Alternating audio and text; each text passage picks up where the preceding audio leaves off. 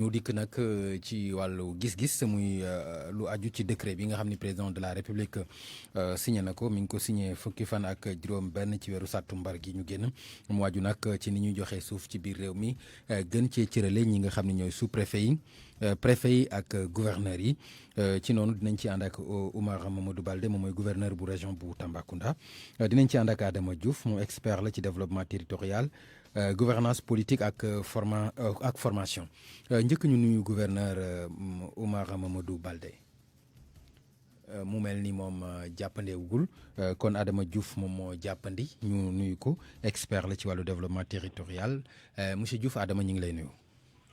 maa ngi lay fay Ngaye Ndiaye incha allah. jërëjëf dañu koy tàmbalee ak décret bi nga xam ni président def na ko muy décret numéro 2020 1773 te mu signé ko te mu am tam doxalin ak matuwaay yoo xam ne jël na ko mu aju ci nga xam ne noonu la ñuy doxalee suuf si ci biir réew mi ban gis-gis nga am ci wàll boobu njëkk.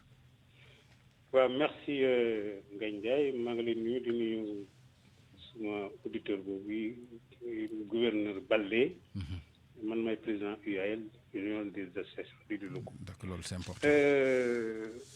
décret bi li tax mu changé ko ñaari fan benn. en 1972 décret 72 1288. moo doon jox cër bu ñu def conseil rural des délibération. délibération bu dama dem ba préfet war ko approuver pour ñu mën ko exécuter.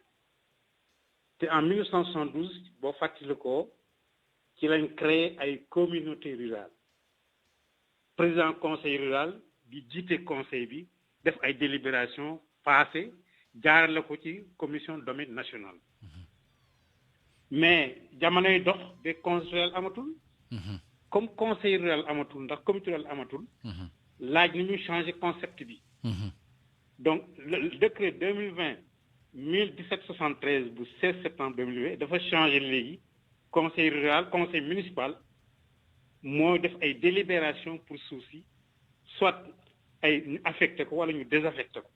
premier changement.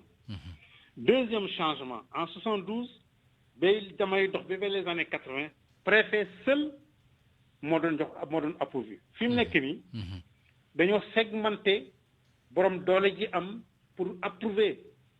délibération conseil municipal. d'accord kon su ma comprendre muy sous préfet ak gouverneur yëpp amuñ ci woon boo. déedéet.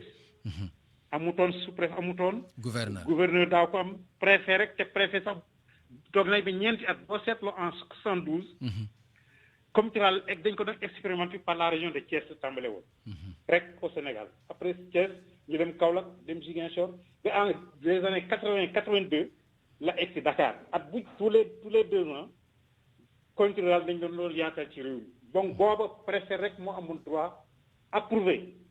approbation boo ko seet dem na sax vers les années 79-80 ci la tàmbale sinon bu conseil rural délibéré woon rek mën nañ doxal lañ décision ba ñuy jël. d'accord maintenant en 2020 bi d'abord coow li suuf dafa bari.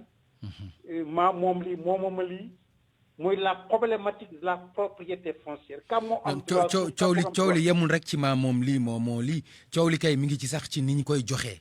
mais ak ni ñu koy jox coow li aussi mu nga foofu wala. xam nga ni ñu koy joxee la tax mooy. mais booy joxe da nga joxe loo moom.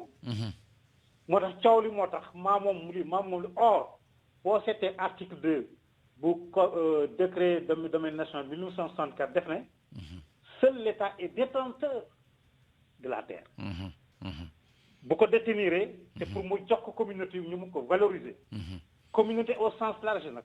muy population yi. di ci béy seen suuf di béy ceeb di jëw gerte mais ak investisseur bi aussi. mettre en valeur. dëgg la parce que droit d'usage c'est vrai fi lañ ko fekk. ndax man on ne doit pas déposséder le paysan. mais le droit d'usage est révocable en cas de non-usage. loolu leeral ko ci wolof mooy bu fekkee jëfandikoo wuloo suuf si. dañ ko war a jël ci yow jox ko jëfandikoo. jox ko ñeneen. voilà. parce que yow comme mënoo koo jëfandikoo yow. mënoo koo jaay. mënoo koo tayle mooy loo ko able déedéet bu ngay able loo moom loo ko. dëgg la. donc loolu mooy lu bees donc fi mu nekk nii. segmentation bi mooy tant que mutul 10 hectares. sous-préfet am na doole. tout à fait délibéré. bu ko ëppee mu dem ci préfet. bu demee ba ay 50 hectares bu mu ko matul préfet délibéré. bu demee plus de 50 gouverneur mais même là gouverneur bu délibéré dañ ci yokk. secrétariat général bu gouvernement. foog mu dem te gis nga foofu daa bokk si commission juridique. commission juridique mooy xool affaire bi. def l'itinéraire administratif bi. mais est-ce que jàpp nga ni loolu doy na est-ce que ci approbation bi est-ce que ci délibération bi tam foofa waruñu fa woon def ay garde-fou. non xam nga mon frère. waaw délibération bi balaa nga koo def. le conseil municipal le maire en particulier mais day jox dossier bi service technique yi. service technique mel ni cadastre est-ce que suuf si am na immatriculation par le domaine. est-ce que suuf si fu mu yem ndax jéggewoo doomu këru jàmbur. l'urbanisme dafa am un plan directeur ndax fi nga def pour tool la wala pour kër wala pour usine. donc loolu. mais tey dafa bëri ay problèmes yoo xam ni même bu dul ci agro business wala ci leneen mooy ci dëkkuwaay rek ci délibération dafa bëri ay problèmes. mais xam nga loolu li ko waral mon frère. c'est dëgg si on se dit la vérité. waaw il y a un problème de gouvernance objective et efficiente. mooy ñi war a te suuf si matukaay bi xaw naa manqué. la kaa waral nag peut-être j'imagine que personnel qualifié bi war a am ci commune yi ak ci ñun ñii suñu conseil départemental dafa xaw a manqué. moo tax man toujours dama naan sama gaañ nous avons 2 conseils techniques privilégiés mooy le préfet et le receveur du domaine. voilà kat nañ leen di laaj. lu ñuy def commission domaniale na fa dem jox ko dossier bi ñu édifié ko ñu wax jox leen délai nag bañ ko patamee bu ñu paree jox ñu def suñu délibération moo tax coow la ngay dégg yëpp affaire foncier bi mais mënuñoo taqal ak maire yi déedéet ndax bu maire bi délibéré am na ku ko approuvé balaa mooy exécutoire. donc loolu c'est une responsabilité partagée. d'accord chef de l'État nag bu jëlee décret bi te ma koy rafetlu. mooy nañu def attention. parce que coow li bari na te coow li warta bari ndax dañ ko war teg ci yoon. mu segmenté ko cibler les responsabilités. bu dee sous-préfet ñu ne attention ñu téye sa loxo bu dee gouverneur ñu téye sa loxo loolu fàggandi ko la rek. ndax jamono bi dafay dox. te fi mu ne nii suuf si dama j'ai toujours dit que suuf alal la c'est un patrimoine. c'est une richesse. richesse nag bu ñu ñëpp bokkee nga bëgg ci ay jëfandikoo wala nga bëgg ko jëriñu. dañ ko war a jaare ci yoon. loolu c'est important.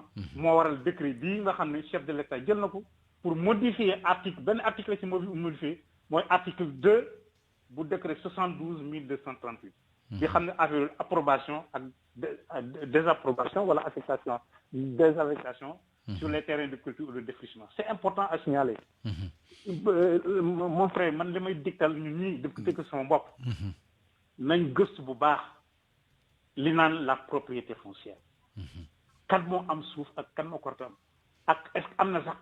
est-ce que am na ko am suuf est-ce que am na sax ko am suuf bu passé état ci domaine national. voilà est-ce que am na wala amul. waaw mais la problématique de la question parce que suñ man séeréer la. suñ maay boo demee Jaxaw wala nga dem Kaffrine dañ naan maa ruuj bi maa moom bi d'accord naa. parce que le domaine national loi bu bees bi sax dafa protéger. le droit d'usage le droit d'exploitation dañ ko protéger. pour le paysan xam dafa bëri def tool. dañ ko protéger pour l'investisseur. te loolu am na solo Sénégal comme ñun mënuñoo amuñ jumtukaay yi mat pour mbéy mi dox. nañ xejal investisseur bi privé national bi d'abord. ku ñëw bitim réew boo ñëwee indi say këyit mu leer. pour le service public. dans l'intérêt général. ñu jox la suuf nga liggéey. te chef de l'État wax na ko. waaw mais ñaare nag suuf soosu du yem ci liggéey dañ ciy rax benn titre foncier boo xam ne la koy jox loolu aussi dafay xaw a doy waar. non xam nga lan mooy titre foncier. waaw mooy propriété pleine et entière loolu mooy titre foncier. waaw dañu war a def différence bi ak location luy la naan bàyyi. te bàyyi dafa am condition.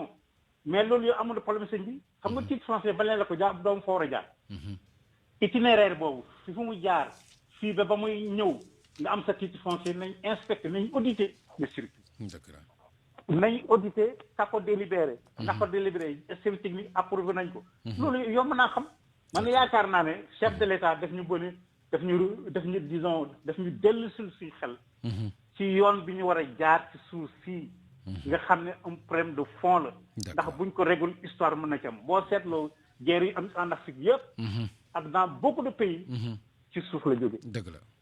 à côté de nous suñu région sud baa ngi nii. affaire suuf moo tax mu affaire saytaan yi juddoo foofu. donc dañ def attention ci loolu. ndax sama suufu maam dëgg la baax na lool mais sa suufam dañ la ko bàyyee bu fekkee yaa ngi koy liggéey. danañ la ko bàyyee bu fekkee yaa ngi koy utiliser. dinañ la ko bàyyi bu fekkee yaa ngi koy exploiter. mais boo ko mënut exploiter nag. ñu jox mënoo ko tayle mënoo ko jaay mënoo ko am. merci beaucoup Adama Diouf ma gërëm la bu baax di wax ni jéem nañu jokkoo ak Oumar Mamadou Baldé waaye jotuñu ko kon mbokk yi fii la ñuy tàggoo ak yéen di jaajëfal bu baax Adama Diouf di expert ci wàllu développement territorial gouvernance politique ak formation jiite UAL ñi ngi koy gërëm bu baax kon mbokk yi mu nekkoon xibaar yi digg njolloor gi ak rajo Futur Média Aliou Ba moo nekkoon ci technique bi Yacine Pouy nekkoon ci digital bi Mohamed Ali Mouba moo réalisé xibaar yi Pam nga Ndiaye fare woon ci waxukaay bi ñu ngi leen di jaajëfal bu baax lu leen jox daje incha allah ci beneen jotaayu xibaar bu ci yàlla àndee jërë ngeen jëf.